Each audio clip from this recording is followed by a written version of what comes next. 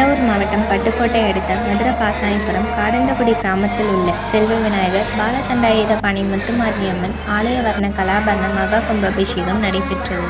தஞ்சை மாவட்டம் பட்டுக்கோட்டை அடுத்த மதுக்கூர் ஒன்றியத்திற்குட்பட்ட மதுரபாசானிபுரம் காடந்தகுடி கிராமத்தில் உள்ளது பாலதண்டாயுதபாணி முத்துமாரியம்மன் மற்றும் செல்வ விநாயகர் ஆலயம்.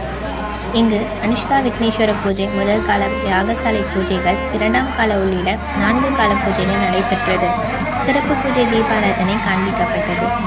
இதனை அடுத்து கருண பகவான் வட்டமிட மேலதாளங்கள் முழங்க சிவசாரியர்கள் புனித நீர் கலசத்தில் கொண்டு வந்து கோயிலை சுற்றி வர ட்ரோன் மூலம் மகா கும்பாபிஷேகம் பக்தர்களின் கரகோஷங்களிடையே நடந்தது. இதனை பொதுமக்கள் ஆர்வத்துடன் கண்டு கழித்து சாமி தரிசனம் செய்தனர். புனித நீர் ஊற்றிய பிறகு பொதுமக்கள் அனைவருக்கும் புனித நீர் தெளிக்கப்பட்டது. மேலும் அனைவருக்கும் அறுசுவை அன்னதானமும் நடைபெற்றது. இதில் கோவில் நிர்வாகிகள், ராமன் உள்ளிட்ட ஊர் பெரியவர்கள் கலந்து கொண்ட கும்பாபிஷேகத்தில் போலீசார் முழு பாதுகாப்பு பணியில் இருந்தனர்.